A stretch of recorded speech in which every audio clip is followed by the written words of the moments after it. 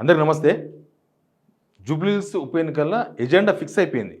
ఆ ఎజెండాను ఇప్పుడు ఎట్లా టర్న్ చేయాలనే ప్రయత్నాలు ఒకటి నడుస్తున్నాయి. జనమంతా ఆ ఎజెండాలోనే ఉన్నారు. అది జనం ఎజెండా. అంటే మాకు ఎవరేం చేసిండ్రు అనేది ఒక ఎలక్షన్ వచ్చినప్పుడు మాట్లాడుకుంటారు జనం. తప్పేం లేదు దానిలో. రేపు సర్పంచ్ ఎలక్షన్ వచ్చినా, ఎంపీటీసీ ఎలక్షన్ వచ్చినా ఆ గవర్నమెంట్ ఏం చేసింది, ఈ గవర్నమెంట్ ఏం చేసింది, రేవంత్ రెడ్డి ఏం చేసిండు, ఈ గవర్నమెంట్ వచ్చినాక ఏం డెవలప్ అయింది అన్నీ మాట్లాడుకుంటారు. కానీ రేవంత్ రెడ్డే ఇంకా జనం యాంగిల్లో లేదు ప్రభుత్వం. వీళ్ళు పాలన జనం సెంట్రిక్‌గా జరగలేదు. కనీసం వీళ్ళ ప్రసంగాలు కూడా జనం సెంట్రిక్‌గా జరుగుతలేవు.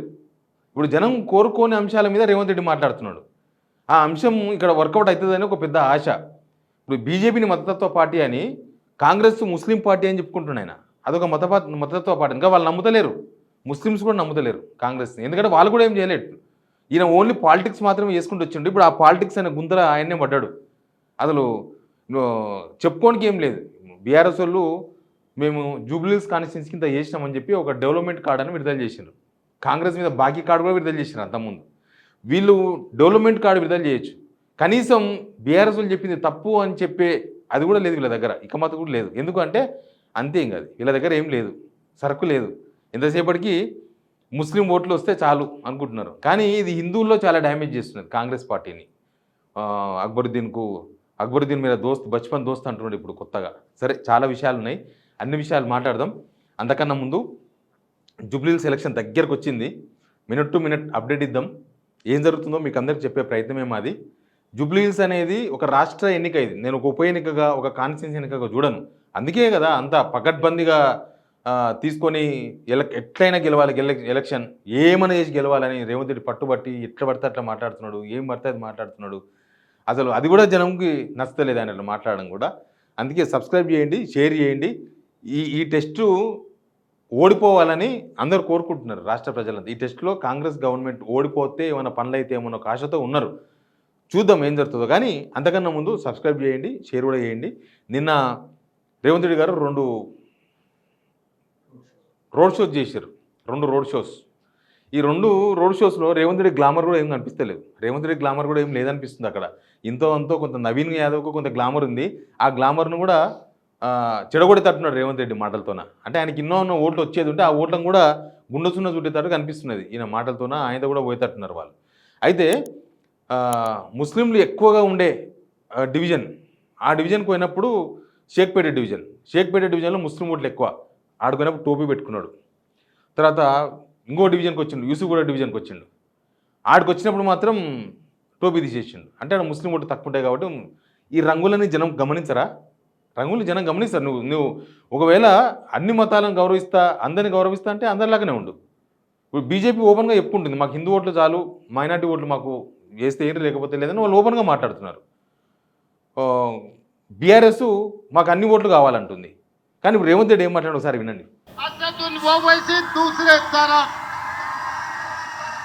चलो देखेंगे, मैं सवाल कर रहा हूं मोदी जी और केसीआर से, हिम्मत है तो हरा के दिखाओ। असदुल ओवैसी, रेवंत रेड्डी, राहुल गांधी, नवीन यादव को जिता के 30,000 मेजॉरिटी हम दिलाएंगे। అర్థమైందా?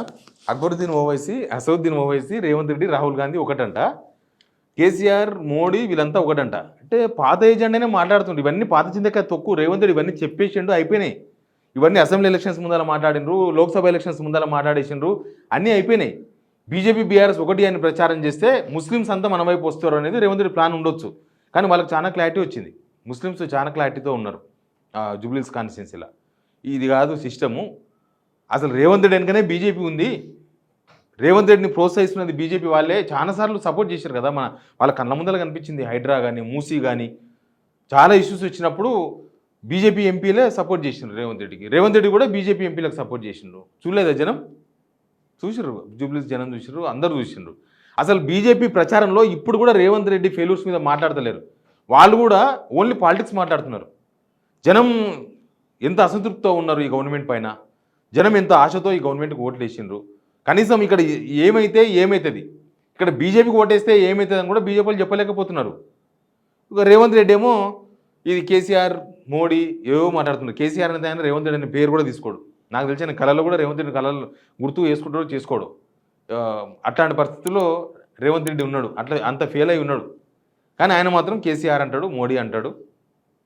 ఆయన 55 సార్లు ఢిల్లీకి పోతే రేవంత్ రెడ్డి 18 సార్లు మోడీనో అమిత్ షానో కలిసి వచ్చిందంట.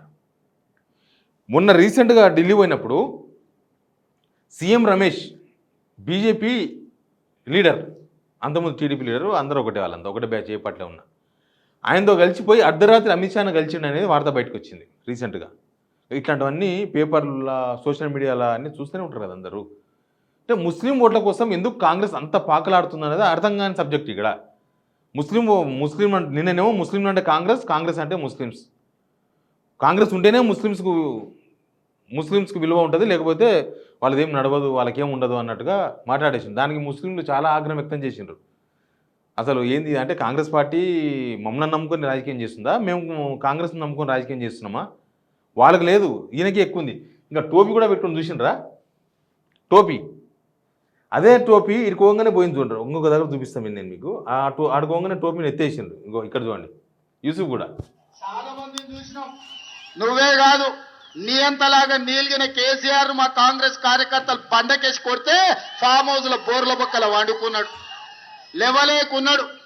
మా కాంగ్రెస్ కార్యకర్తల దెబ్బకు ఆయన కారు షెడ్డుకు పోయి ఈ రోజు కార్ఖానాలో అడ్డంగా వండింది.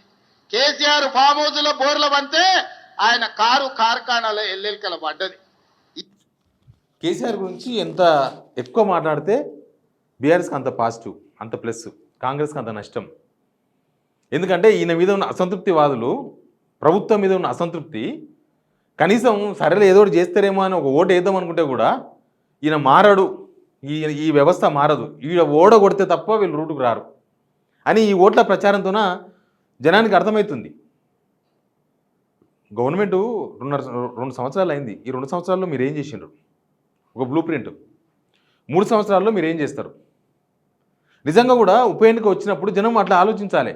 కానీ జనం డిసైడ్ అయిపోయారు, వీళ్ళు ఏం చెయ్యరు, వీళ్ళు వేస్ట్, వీళ్ళు ఈ 2 సంవత్సరాలు ఏం చేయలేదు, ఇంకా 3 సంవత్సరాలు ఏం చెయ్యరు, వేస్ట్ అని డిసైడ్ అయిపోయారు. ఇక బీజేపీ మీద డిపెండ్ అయి ఉన్నాడు రేవంత్ రెడ్డి. ఇప్పుడు బీజేపీ మీద ఎందుకు డిపెండ్ అయి ఉన్నాడు అంటున్నా అంటే, కేసీఆర్ను అరెస్ట్ చేయలేదు, కేటీఆర్ అరెస్ట్ చేయలేదు, నేను కాళేశ్వరం అప్పగించిన సిబిఐకి ఆధారాలు లేవు, ఏం లేవు. ఆధారాలు వీళ్ళ దగ్గర ఉంటే వాళ్ళకి ఇస్తారు, సిబిఐకి ఇస్తే సిబిఐ మీద నెపం వేయచ్చు. అంటే ఇప్పుడు ఏమంటే కిషన్ రెడ్డి కాపాడుతున్నాడు అంటాడు. అంటే ఇప్పుడు సిబిఐ ఇవన్నీ కూడా బీజేపీలో ఆపరేట్ చేస్తున్నారు. రేపు మా అరెస్టులు జరిగితే బీజేపీ చేసిన అరెస్ట్గానే చూడాలి, అంతే కదా. వాళ్ళు మేము తప్పు చేస్తే అరెస్ట్కు సిద్ధంగా ఉన్నామని కేటీఆర్ సవాల్ విసిరాడు. మేము రెడీగా ఉన్నాం, అరెస్ట్ చేయండి, మా తప్పులు ఉంటే చూపించమని చెప్తున్నాడు. ఒక తప్పు చూపించారు, ఆ గవర్నర్ కూడా పంపించారు ఈ ఫార్ములా అని, దానిలో ఏమీ లేదు, ఆయన అక్కడనే పెట్టుకుంటారు, దానిలో ఏదైనా ఉంటే చేద్దామని. రేవంత్ రెడ్డి ఫెయిల్ అయ్యాడు, ఇట్లా కూడా ఫెయిల్ అయ్యాడు. రేవంత్ రెడ్డి డెవలప్మెంట్ చేయడంలో ఫెయిల్ అయ్యాడు, కనీసం కేసీఆర్ కేటీఆర్ చేసిన తప్పులను ఎక్స్పోజ్ చేయడంలో, కనీసం ఆధారాలు బయటపెట్టడంలో ఫెయిల్ అయిపోయాడు, అన్నీ ఫెయిల్ అయిపోయాడు. ఇప్పుడు జనం కోరుకుంటలేరు కేసీఆర్ని కేటీఆర్ అరెస్ట్ చేయాలని. ఇప్పుడు మాకు స్కీమ్స్ రావాలంటే జూబ్లీస్లో వీళ్ళని ఓడగొట్టాలని అనుకుంటున్నారు. మీరు ఆ ఎజెండా జనాలకు ఎక్కలేదు. కిషన్ రెడ్డి ఎంబడే స్పందించిండు, సవాల్ విసిరితే నువ్వు ఆధారాలు ఇవి మేము అరెస్ట్ చేస్తాం, నువ్వు అరెస్ట్ చేయకుండా మాకెందుకు అప్పగించడం ఆయన అడుగుతున్నాడు. ఇక్కడ బీజేపీ కూడా డెవలప్మెంట్ అనేది, సెంట్రల్ గవర్నమెంట్ ఉంది, 12 సంవత్సరాలు అయింది. 12 సంవత్సరాలకి వెళ్ళి కిషన్ రెడ్డే ఎంపీ సికింద్రాబాద్, ఆ కాన్స్టిట్యున్సీకి, సికింద్రాబాద్ కాన్స్టిట్యున్సీ కింద వచ్చే అసెంబ్లీ కాన్స్టిట్యున్సీలో ఇదొకటి. బీజేపీ కూడా ఒక్క ప్రోగ్రెస్ రిపోర్ట్ ఇవ్వలేకపోతుంది. జూబ్లీస్లో మేము ఇది చేసినాం, మేము ఇగో కిషన్ రెడ్డి చేసిండు, చెప్పండి చూద్దాం. కిషన్ రెడ్డి చెప్పలేకపోతున్నాడు అంటే ఆయన కూడా ఏం చేయలేదు, రేవంత్ రెడ్డి ఏం చేయలేదు, అర్థమైపోతుంది. జనాలు అదే మాట్లాడుతుంది, ఏం చేయలేదు వీళ్ళు, వేస్ట్ అని. ఉత్తగా పాలిటిక్స్, కడుపు నిండినోనికి పాలిటిక్స్ కావాలి, కడుపు మండినోనికి సంక్షేమ పథకాలు కావాలి, వాళ్ళ బాగు కోసం ప్రభుత్వం ఏదైనా పని చేయాలని కోరుకుంటారు, రోడ్లు వేయాలని కోరుకుంటారు, మోరీలు కట్టాలని కోరుకుంటారు. అది చేయలేదు. నిన్న బీఆర్ఎస్ వాళ్ళు ఒక షీట్ ఇచ్చిండ్రు, జూబ్లీహిల్స్ ప్రగతి నివేదిక 2014 నుంచి 23 వరకు 5,328 కోట్లు ఖర్చు చేసిన ఆ కాన్స్టిట్యున్సీకి. ఆ కాన్స్టిట్యున్సీలో 2,12,800 మంది లబ్ధిదారులు ఉన్నారు. దానిలో టిమ్స్ హాస్పిటల్ కట్టినాము, సంక్షేమ కార్యక్రమాలు ఉన్నాయి, విద్యుత్ నిర్వహణ, కేసీఆర్ డబుల్ బెడ్రూము, ప్రజా రవాణా, రోడ్లు, మెట్రో రైలు. అంటే ఆ కాన్స్టిట్యున్సీకి మాత్రమే ఏమి ఇచ్చారు అనేది వీళ్ళు ఒక ప్రోగ్రెస్ రిపోర్ట్ ఇచ్చారు. డెవలప్మెంట్ కాడని ఎస్ఎన్డిపి శానిటేషన్ 75 కోట్లు, పట్టణాభివృద్ధి మౌలిక వనరులు 44 కోట్లు, పర్యావరణ పచ్చదనం. ఇది బీఆర్ఎస్ వాళ్ళు ఇచ్చిన ప్రోగ్రెస్ రిపోర్ట్. వాళ్ళ గవర్నమెంట్లో మేము చేసినామని. కనీసం ఈ గవర్నమెంట్ దగ్గరనే మొత్తం ఉంటాయి కదా, ఇది తప్పు అని నిరూపించే మెకానిజం అని ఉందా ఈ గవర్నమెంట్లో? ఇప్పుడు మీరు ఏం చేసినారో మీరు ఇట్లాంటి కార్డు ఇచ్చే ధైర్యం అయితే లేదు నాకు తెలిసి. ఉంటే ఇప్పటికే మేము డెవలప్మెంట్ చేసినాం, ఇంకా ఇంత డెవలప్మెంట్ చేస్తామని ఓట్లు అడిగేవాళ్ళు. మీరేమో అడుగుతలేరంటే అది అంతే. ఇంకా అసలు విషయం ఏం తెలుసా, దీని మీద చర్చ జరుగుతున్న టైంలోనే ఇంకో ఇక్కడ చూడండి, ఇది ఇంపార్టెంట్.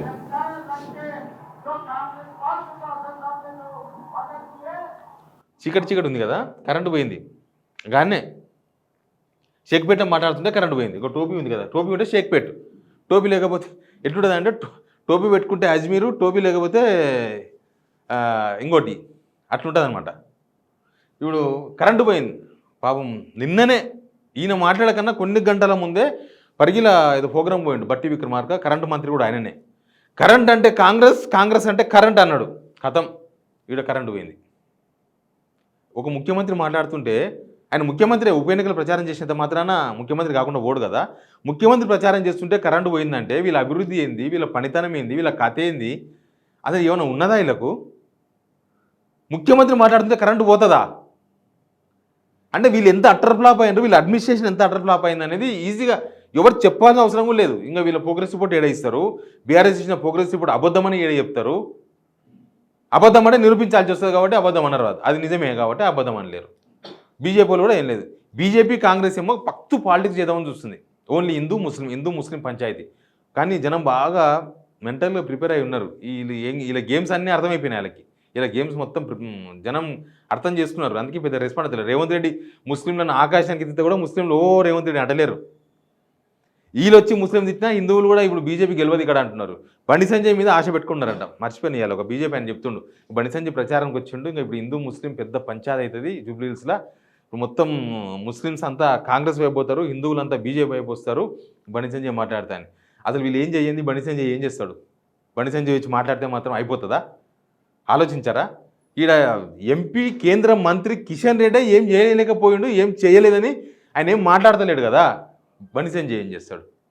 బండి సంజయ్ వేస్తే ఏదో ఇట్లాంటి హిందూ ముస్లిం తీసుకొస్తారనే దానిలో రేవంత్ రెడ్డి కూడా బండి సంజయ్ మీద ఆశపడి ఉన్నాడు.